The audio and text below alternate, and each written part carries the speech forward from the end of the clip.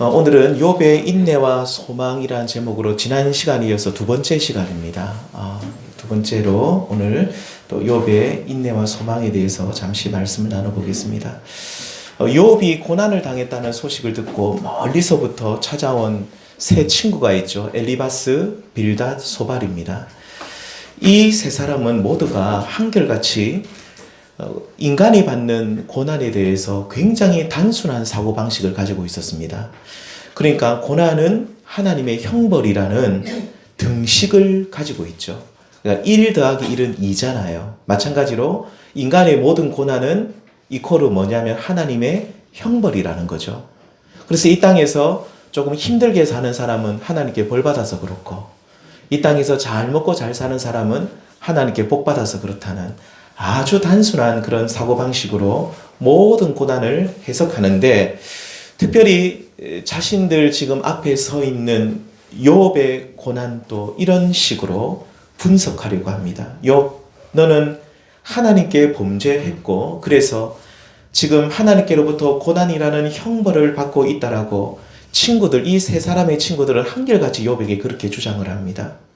이들은 하나님을 그렇습니다. 어떤 틀 속에 이렇게 넣어서 거기서만 활동하시는 분으로 생각하죠. 그러니까 하나님께서는 이렇게 하시면 반드시 하나님은 저렇게 하시는, 예를 들면 성도가 받는 고난의 경우 하나님께 범죄하면 이를 하나님께서 보시고 벌을 하나님께서 주시는 벌로만, 그러니까 성도들의 고난을 이해하는 거죠. 그러니까 하나님은 사람이, 특별히 하나님을 믿는 성도가 이렇게 잘못하면 이렇게 벌을 주시고 이렇게 잘하면 이렇게 복을 주시는, 그러니까 굉장히 단순한 사고로만 하나님을 생각을 하고 있습니다. 그런데 분명한 사실은 우리 하나님께서는 인간이 만든 어떤 정형화된 틀 속에, 법칙 속에서만 움직이시는 분이 아니라는 것이죠. 그러니까 우리가 이렇게 행동하면 반드시 이렇게 움직이신다는 틀에 매이시는 분이 결코 아니시며, 오직 모든 것을 자유롭게 결정하시고 어떤 틀에 매이지 않으시고 자유롭게 활동하시는 우리 하나님이십니다. 그래서 성경을 읽어보아도 사랑이 굉장히 많으신 우리 하나님 같은데 어떻습니까? 매우 엄하게 꾸짖으시고 책망하시는 또 분이기도 하시고, 또 하나님은 오래 참으시는 분이신 것 같은데 성경에 보시면요, 분명히 오래 참으시는데 어떤 경우에는 악한 자들이 범죄했을 때는 또 즉각적으로 심판하시고, 또 우리 하나님은 의인들에게 하나님은 반드시 복을 주시는 분이신데 어떤 때에는 의인에게 고난도 주시는 분이시죠. 그러니까 한마디로 어느 장단에 우리가 맞추어야 할지 모르는 분이 우리 하나님이십니다. 그래서 로마서 11장 33절에 보시면 하나님의 이러한 우리가 미처 알지 못하고 깨닫지 못하는 모습을 이렇게 말하고 있습니다. 같이 한번 읽겠습니다. 시작. 깊도다 하나님의 지혜와 지식에 풍성하며 그의 판단은 헤아리지 못할 것이며 그의 길은 찾지 못할 것이로다. 우리가 하나님을 신실하게 따라갈 때에 정말 그분을 잘 믿고 따라가고 있으면 우리가 그분 앞에 우리가 할 수밖에 없는 고백이 바로 이것입니다. 이 로마서 11장 33절이죠. 그의 판단은 우리가 헤아리지 못하고 그의 길은 우리가 찾지 못할 것이다. 그러니까 우리가 이것이 분명히 하나님의 뜻이라고 생각을 하고 가고 있는데 또 가다 보면 아닌 것 같기도 하고, 또 하나님은 분명히 이렇게 역사하시는데 어떤 경우에는 또 다르게, 우리의 생각과 전혀 다르게 움직이시는 우리 하나님. 그래서 하나님의 판단은 헤아리지 못하고 그의 지혜와 지식은 우리가 알지 못한다라고, 정직한 사람이라고 한다면, 하나님을 신실하게 따르는 사람이라고 한다면 이렇게 고백할 수밖에 없습니다. 자, 그런데 욥의 친구들은 자신들의 신학적 틀이죠. 인과응보의 하나님입니다. 자신의 신학적 틀에 하나님을 집어넣고 그 하나님께서 이렇게 하시면, 다시 말하면 예를 들면 의를 행하고 선을 행하면 상을 주시고 욥처럼 죄를 지으면 반드시 벌을 받는다는, 그렇게 담대하게 외치고 있습니다. 이렇게 단순한 사고 방식은요, 이러한 단순한 사고는 자신들의 신앙에도 큰 문제를 일으키고, 그래서 결국 신앙이 고착화되어서 더 이상 신앙이 성장하지 않고 또한 이러한 단순한 신앙적 사고는 결국 결국 자매를 실족해 하는 일을 일으킬 수가 있습니다. 뭐 이런 거죠. 무조건 고난 당하는 형제가 있으면 그 형제를 보면서 네가 죄지어서 고난 받는다. 네가 하나님 앞에 분명히 큰 잘못을 해서 벌 받는다. 라고 하면서 형제를, 특별히 고난 당하는 형제를 정죄하고 그래서 이들을 실족해 하는 일을 합니다. 이 신앙에 있어서 장인과 같은 이 마스터피스였던 이 욥은 이러한 단순한 사고를 하지 않습니다. 그래, 나의 머리로는 도저히 하나님을 알 수 없고, 욥은 그렇게 고백합니다. 로마서 11장 33절 말씀처럼 하나님의 지혜는 내가 측량할 수 없고 그 높으신 하나님을 내가 제대로 알 수 없다라고 이 신앙의 장인이었던 욥은 그렇게 인정을 하고 있죠. 그래서 신앙이 깊어질수록 사실은 하나님을 잘 알지 못합니다. 좀 이상하죠.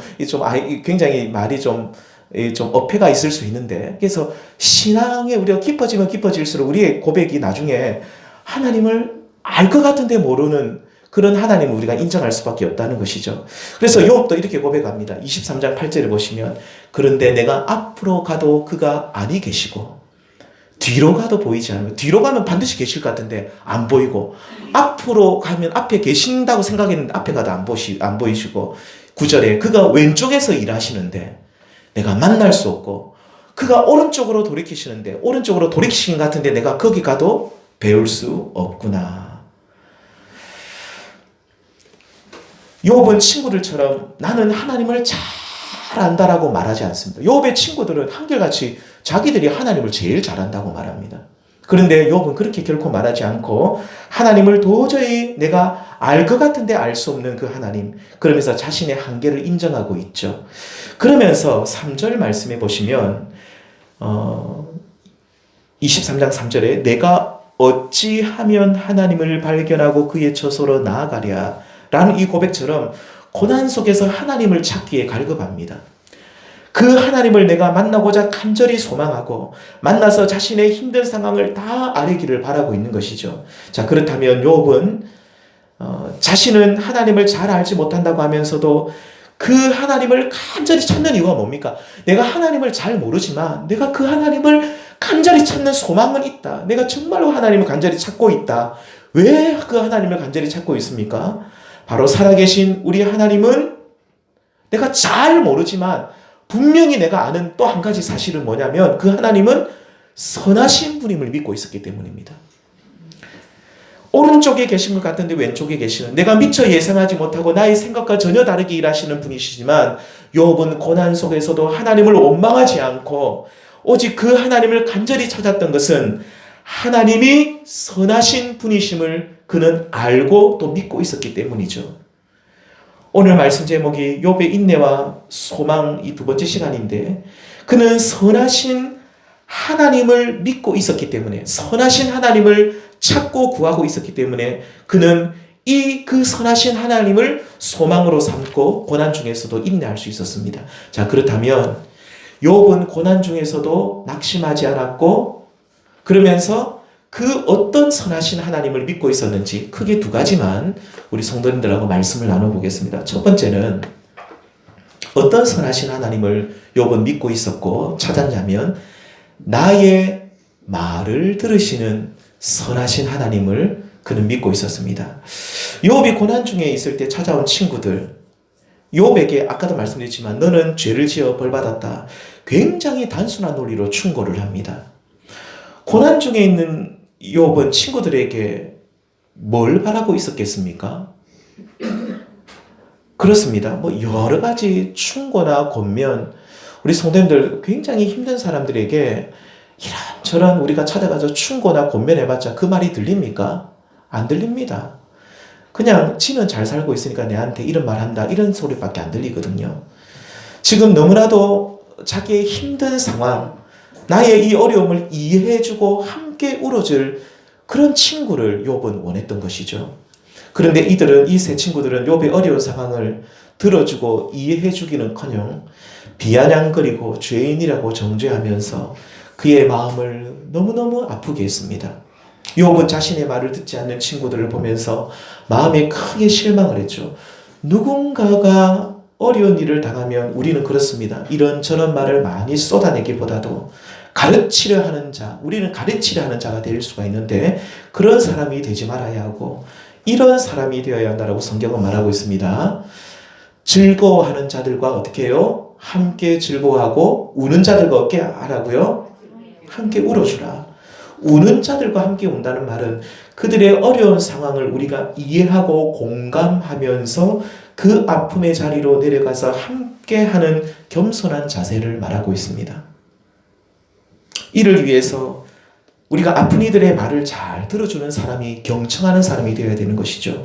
그런데 욥의 친구들은요, 욥의 말을 안 들었습니다. 욥은 지금 자기가 왜 이 고난을 받는지 몰라가지고 친구들에게 내가 이 고난을 왜 당하는지 모르겠다고 막 쏟아놓고 있는데, 그런데 욥의 그 말을 욥의 친구들은 듣지 않고 계속 욥의 그 말을 꼬투리를 잡고 계속 욥을 정죄하죠.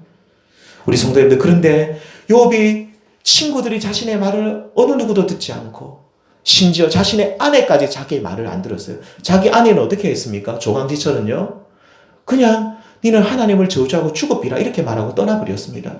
욥의 아내도 욥의 말을 듣지 않고 친구들도, 그 사랑하는 친구들도 욥의 말을 듣지 않고, 그러면서도 그는 고난 속에서도 낙심하지 않았고 끝까지 인내하면서 결국 승리하였던 것은요, 왜 그렇게 할 수 있었을까요? 왜 이렇게 인내하고 참을 수 있었습니까? 그것은 바로 나의 말을 들으시는, 오늘 제목, 나의 말을 들으시는 우리 하나님을 바라보고 소망하고 있었기 때문입니다.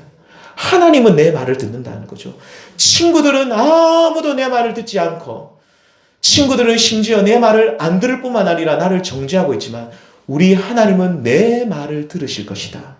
실제로 내 말을 들으신다. 라는 그 소망이 있었기 때문에 그는 참을 수 있었던 것입니다. 우리 찬양 한번 해볼까요? 인내하신 구세주여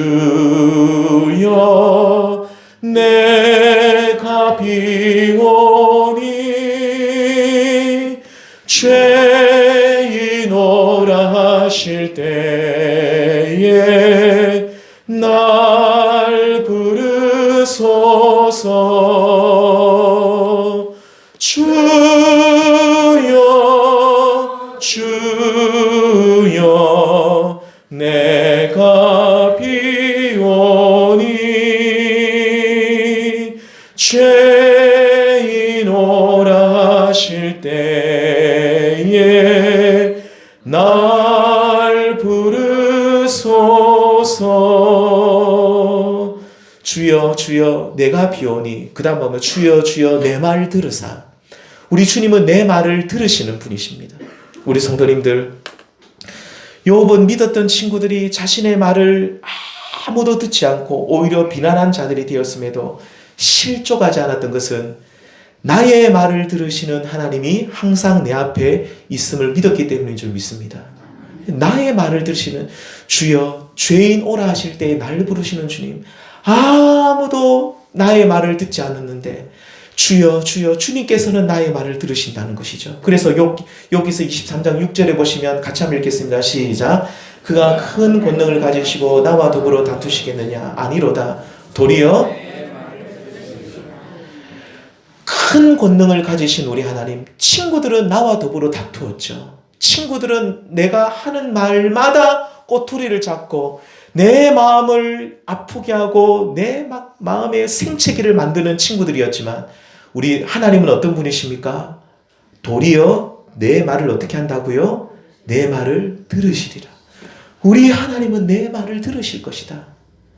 그는 하나님께로 나아가 지금 자신이 얼마나 힘든지, 또 친구들로 인해서 자신의 가슴이 얼마나 갈기갈기 찢어졌는지 다 말씀드리겠다는 겁니다. 왜 이렇게 할 수 있습니까? 바로 우리 하나님은 나의 말을 들으시는 분이시기 때문입니다. 하나님께서 나의 모든 어려운 형편을 하나님께 다 호소하고 그 하나님께서 나를 회복시켜 달라고 기도하겠다는 다짐을 하고 있는 것이죠. 사랑하는 성도님들, 오늘 우리 모두는 사실상 고독한 존재들입니다. 우리를 아끼고 사랑하는 사람이라 할지라도 내가 어려운 일을 당하면 다 떠나가는 것이 인지상정입니다. 제가 전에 있을 때, 김해 있을 때 그 교회에 나오시는 분이 계셨는데, 그분이 술을 참 많이 술 친구들이 돈도 좀 있고, 엄청 친구들이 많은 사람인데, 자기가 그래서 암수술을 2번을 했습니다. 암수술을 2번을 하니까, 자기한테 술 얻어먹고 술 친구들 다 아무도 안 찾아오더래요. 자기 가족 빼고는 아무도 안 찾아. 몇 사람 찾아왔는데 자기가 이렇게 너무너무 힘드니까 다 안 찾아오고, 나중에는 한 번 수술할 때는 한 2번, 2번째 수술할 때는 안 찾아오. 아무도 안 찾아오. 그렇게 친구 하면서 죽을 것 살 것처럼 나의 벗이여 나의 친구여 했던 그 친구들 아무도 안 찾아오. 결국 인간은 고독한 존재입니다. 우리가 혼자 남는, 특히 우리가 물론 그렇습니다. 가족들도 있고 주변에 사랑하는 사람들이 많이 있다 할지라도 죽음 앞에서는 우리가 홀로 남는 고독한 존재인 것이죠. 병들고 홀로 남은. 그래서 나의 말을 어느 누구도 듣지 않지만 우리 성도 결국은 어느 누구도 나의 말을 아무도 안 듣습니다. 사람은 내 말을 들어주는 것 같아도 나중에 나이 들면 나이 많은 사람 잔소리한다고 우리 말 안 듣거든요. 그런데 살아계신 우리 하나님께서는 나의 말을 들어주시는 줄 믿습니다. 나의 말을 들으시고 나의 호소를 들으시고 때로는 우리를 위로하시고 격려하시고 때로는 무너진 우리의 삶도 일으켜주시는 우리 하나님이십니다. 욥은 이렇게 나의 말을 들으시는 선하신 우리 하나님을 믿으면서 고난 중에서, 그리고 그 고독한 상황, 친구들이 다 떠나갔습니다. 다 상처만 주고 떠나가고 자기 아내까지 다 떠나간 그 고독한 상황 속에서도 하나님께서 나의 말을 들을 것이라는 그 소망을 가지고, 그러면서 그는 내 말을 들으시는 그 하나님으로 인하여서 사람들이 줄 수 없는 진정한 위로와 평강을 그는 누리고 있었던 것이죠. 사랑하는 성도님들, 오늘 우리들도 욥처럼 아무도 나의 말을 듣지 않는 그 고독한 상황, 또 우리 인간 실존이, 우리 인간 자체가 원래 고독한 존재로 남을 수밖에 없는데 우리 인간이 원래 고독한 존재로 남을 수밖에 없다는 사실을 생각하시면서 우리가 날마다 내 말을 들으시는 우리 하나님께로 나아가서 우리의 모든 상황을 다 말씀드리고 호소하고, 심지어 내 어려운 상황까지도 다 아뢰의 심을 통해서 욥처럼 우리의 말을 들으시는 하나님으로 인해서 소망을 가지시고, 또 욥처럼 무너진 삶까지도 회복되시는 은혜를 누리시는 저와 우리 모든 성도님들 될 수 있기를 주님의 이름으로 축원합니다. 2번째입니다. 2번째, 욥은 선하신 하나님을 바라보았는데 어떤 하나님을 바라보았냐면 고난 중에서 하나님을 바라보았죠. 형벌이 아니라 훈련의 과정으로 고난을 주시는 하나님을, 그 선하신 하나님을 바라보며 소망했습니다. 욥의 친구들, 여러 번 말씀드리지만 모든 고난은 하나님의 형벌이라는 단순한 신학 논지에 빠져 있었죠. 그래서 이들은 고난을 허락하신 하나님의 더 깊고 넓은 뜻을 그들은 더 이상 발견하지 못했습니다. 고난이 형벌이니까 더 이상 생각할 게 없는 겁니다. 욥은 벌 받고 있는 거고 더 깊은 생각을 하는 게 없는 겁니다. 하지만 욥은 고난을 어떻게 해석하고 있습니까? 고난은 하나님의 형벌이 아니라 감춰진 축복의 선물로 욥은 보았습니다. 좀 더 구체적으로 말하면 욥은 하나님께서 허락하신 고난을, 자신의 삶이, 이 고난을 통해서 자신의 삶이, 자신의 모습이 정화되는 과정으로 보았죠. 그러니까 고난이라는 이 필터를 내가 딱 거쳐나가면, 이 고난을 통과해버리면 내 삶이 굉장히 깨끗해질 것이다, 정화될 것이다 라는 것으로 보았습니다.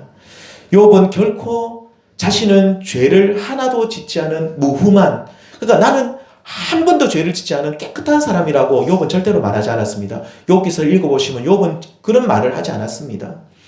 본문 11절과 11절, 오늘 23장 11절과 12절에 나온 말씀에 보시면 이 욥의 고백처럼 그는 하나님께서 가라고 하는 길을 정도로 잘 걸었고 정한 음식보다 하나님의 말씀을 더 귀한 것으로 여겼던 그런 신실한 사람, 무음한 사람은 아니었지만 그래도 그는 하나님 말씀대로 살았던 그런 신실한 하나님의 사람이었습니다. 자, 그럼에도 불구하고 하나님 앞에서 자신의 모습은 정말로 부끄럽기 그지없는 사실이라는, 나는 말씀대로 사는 사람이었지만 그럼에도 불구하고 나는 부끄러운 사람이라는 사실을 늘 깨닫고 있었고, 그래서 이유를 알지 못하는 기막힌 고난을 통해서 그는 어떤 믿음이 있었냐면 내가 순금과 같이 나오리라는 믿음을 가지고 있었습니다. 그러니까 하나님은 이 고난을 나에게 벌로 주신 것이 아니라, 야해라 네 벌 받고 고생해봐라 이것이 아니라, 하나님이 이 고난이라는 이 필터 속에 나를 집어넣으신 것은 이 고난을 내가 잘 통과하면 내가 순금과 같은 사람이 되어 나온다 라는 그 믿음. 그러니까 하나님을 선하신 하나님으로 욥은 인식하고 있었던 것이죠. 우리 23장 10절 말씀 같이 다시 한번 읽어보겠습니다. 시작. 그러나 내가 가는 길을 그가 아시나니 그가 나를 단련하신 후에는 내가 순금같이 되어나리라. 그가 나를 단련하신 후에는 내가 순금같이 되어나리라.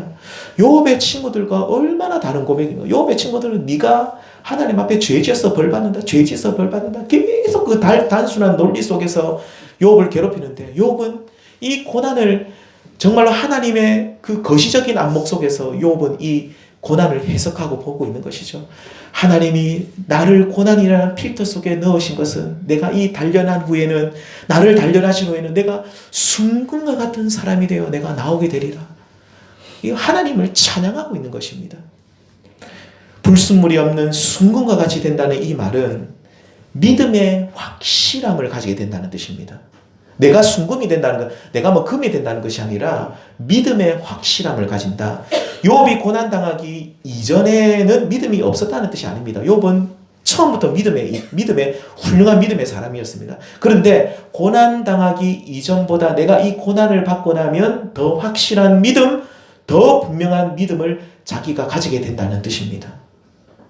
베드로 사도는요, 이 연단된 믿음을, 그러니까 정화된 믿음, 그러니까 이렇게 고난을 통해서 내가 훈련된 믿음을 정금, 그러니까 불순물이 없는 금과 비교하면서 고난을 통해 연단되는 이 믿음은 정금과 같은 그 믿음은 우리가 실제로 손으로 만질 수 있는, 요즘 금값이 비싸다는 이런 금보다도 훨씬 더 값지고 소중한 것이라 말합니다. 우리 성도님들, 여기 금이 한 덩거리 있어요. 금이 이따만한 게 한 덩거리 있어요. 이 금 한 덩거리가 뭐 예를 들어 몇 억이라 합시다. 이 금 한 덩거리보다도 내가 고난을 통해서 연단된 이 믿음이 훨씬 더 값지고 소중한 것이라고 이 베드로 사도가 말씀하고 있습니다. 베드로전서 1장 6절과 7절 말씀. 그러므로 너희가 이제 여러 가지 시험으로 말미암아, 고난을 말합니다. 고난으로 말미암아 잠깐, 고난은 잠시밖에 안 됩니다. 잠깐 근심하게 되지 않을 수 없으나, 근심할 수밖에 없지만 오히려 크게 기뻐하는도다. 우리가 이 고난을 통해 크게 기뻐하는 것은 우리가 고난 후에 소망이 있기 때문인데, 7절 말씀 읽겠습니다. 시작. 너희 믿음의 확실함은 불로 연단하여도 없어질 금보다 더 귀하여 예수 그리스도께서 나타나실 때에 칭찬과 영광과 존귀를 얻게 할 것이라. 고난을 통해 연단된 정금과 같은 이 믿음은 불로 연단하여도 없어질, 그 금은 불로 이렇게 막 태워버리면 없어지는데, 이 금보다도, 이 황금보다도 더 귀하여서 우리 주님 앞에 설 때에, 우리 주님이 다시 오실 때에 칭찬과 영광과 존귀를 얻게 한다라고 말씀하고 있습니다. 사랑하는 성도님들, 우리 성도님들 지금 여러 가지 어려운 문제와 일들로 인해 힘이 드십니까? 또 우리가 사는 게 얼마나 고되고 힘듭니까? 하루하루 사는 것이 고되죠. 뭐 욥처럼 우리가 이런 고난을 받지 않았어도 우리 인생 자체가 사실 고난의 길입니다. 우리 성도님들, 욥처럼 우리가 지금 겪는 이 어려운, 크고 작은 이 어려운 일들을 통해서 내가 불로 없어지지 않는 정금과 같은 믿음의 사람이 된다는 소망을 가지시기를 바랍니다. 우리가 이 고난의 끝자락에 하나님 주시는 선물을 기대하시라는 거죠.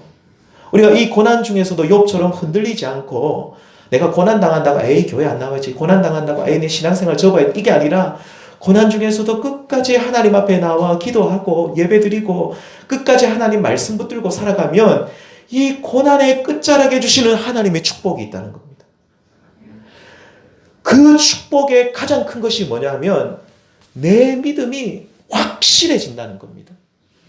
우리 성도님들, 고난을 받아보신 우리 성도님들, 그 고난을 잘 견뎌보시면서 잘 이기신 성도님들, 내가 이 고난이 무조건 나쁜 것만은 아니거든요. 고난이 끝나면 그 고난 뒤에 주시는 하나님의 확실한 믿음, 그 축복이 얼마나 큰지 우리가 말로 다 표현할 수가 없다는 것입니다. 우리 성도님들, 그러므로 우리는 고난 중에서도 욥처럼 끝까지 인내하셔서 욥처럼 정금과 같은 믿음의 사람이 될 뿐만 아니라 또 욥은 나중에 다 회복되잖아요. 그런 것처럼 욥이 허락하시는 하나님의 진짜 하나님께 주시는 회복의 은혜를, 욥이 누렸던 그 회복의 은혜를 누리시는 우리 모든 성도님들 될 수 있기를 우리 주님의 이름으로 축원합니다. 고난은요, 하나님께서 우리로 정금과 같은 믿음을 주시고자 하시는 숨겨진 축복임을 늘 기억하시면서 이 고난 중에서도 욥처럼 인내하시며 승리하시는 우리 성도님들 될 수 있기를 다시 한번 주님의 이름으로 소망합니다. 기도드리겠습니다. 선하신 우리 하나님을 찬양합니다.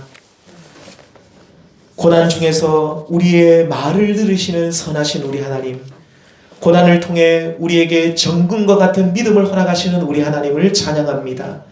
날마다 우리 사랑하는 성도님들, 우리에게 찾아온 고난 앞에서 낙심하지 않도록 도우시고, 왜 이 고난이 찾아왔는지 우리는 그 이유를 알지는 못하지만 하나님이 이 고난의 선물을, 고난이라는 이 숨겨진 축복을 통하여 우리에게 주실 바 하나님의 큰 은혜를 우리가 기대하고 소망할 수 있도록 도와주옵소서.